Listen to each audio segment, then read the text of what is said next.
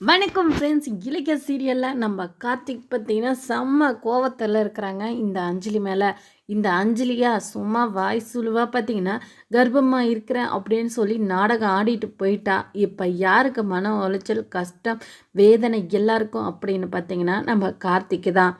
இப்போ பார்த்தீங்கன்னா இந்த அஞ்சலிக்கு சரியான ஒரு தண்டனையை நம்ம மாசிலமணி கொடுத்துருக்காங்க.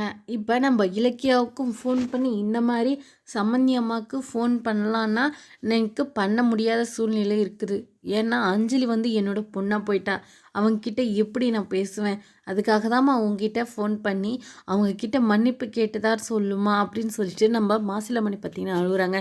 நீங்கள் எதுவும் கவலைப்படாதீங்க மாமா, இனிமேல்ட்டு கண்டிப்பாக இந்த அஞ்சலி திருந்துவா அப்படின்னு சொல்லிட்டு நம்ம இலக்கிய ஆறுதல் சொல்கிறாங்க. இப்போ நம்ம கார்த்திகா எல்லாருக்கும் பார்த்தீங்கன்னா சாப்பாடு ஆர்டர் பண்ணியிருக்காங்க. பைரவியை விட்டுட்டே பார்த்தீங்கன்னா நம்ம கார்த்திக் ஆர்டர் பண்ணியிருக்காங்க. இங்கே பாருங்கள், நம்மளுக்கு மட்டும்தான் ஆர்டர் பண்ணேன், அவங்களுக்கு ஒன்றும் இல்லை, போக சொல்லுங்கள் ஃபஸ்ட்டு அவங்கள அப்படின்னு சொல்லிட்டு நம்ம கார்த்திக் பார்த்திங்கன்னா வெறுப்போடு சொல்கிறேங்க. ஆட என்னடா இது, பைரவிக்கா ஷாக்கு, என்னடா இப்படி பேசுகிறானே, இவன் மேலே எவ்வளோ பாசம் வச்சுட்டு இருந்தேன் அப்படின்னு சொல்லிட்டு நம்ம பைரவின்னு நினைக்கிறாங்க. இந்த வெறுப்புக்கெல்லாம் காரணம் யார்? இந்த அஞ்சலி. அஞ்சலியை சும்மாவே விடக்கூடாது அப்படின்னு சொல்லிட்டு இந்த பைரவி பார்த்திங்கன்னா வீட்டை தேடி போகிறாங்க. ஏன் அஞ்சலி ஒழுங்கு மரியாதையாக வெளியே வாடி, இங்கே பாரு எங்கிட்ட மாட்டேன்னு அவ்வளோ பார்த்துக்க வாடின்னு சொல்லிட்டு இந்த பைரவி பார்த்திங்கன்னா அங்கே போயிட்டு சத்தம் போடுறாங்க. இந்த அஞ்சலியை நம்ம மாசிலமணி கதவு திறந்து கூட அஞ்சலியும் வராங்க. என்ன மன்னிச்சிருங்க ஆண்டி, என்ன மன்னிச்சிருங்க ஆண்டின்னு காலில் விழுறாங்க. இந்த அஞ்சலி, ஏய் உன் கூட உன்னை எதுக்காக கூட்டிகிட்டு போனேன் அந்த வீட்டில்? இலக்கியாவை அந்த வீட்டிலேருந்து விரட்டணும் அப்படின்றதுக்காக தான் கூட்டின்னு போனேன். இந்த மாதிரி மாசமாக இருக்கிறேன், நடிக்கிறப்பு எவ்வளோ வேலையெல்லாம் பண்ணி வச்சுருக்க, ஒன்றாச்சு எங்கிட்ட சொன்னியா அப்படின்ட்டுலாம் பைரவி பார்த்திங்கன்னா இந்த அஞ்சலி கேள்வி மேலே கேள்வி கேட்குறாங்க.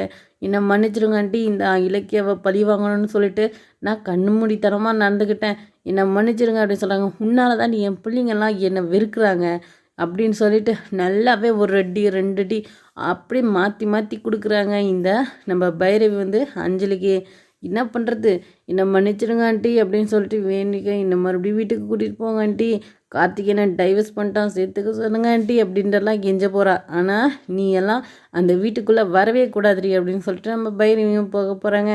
இதுக்கப்புறம் இந்த அஞ்சலி நம்ம இலக்கியாவை தான் பிடிக்க போகிறா.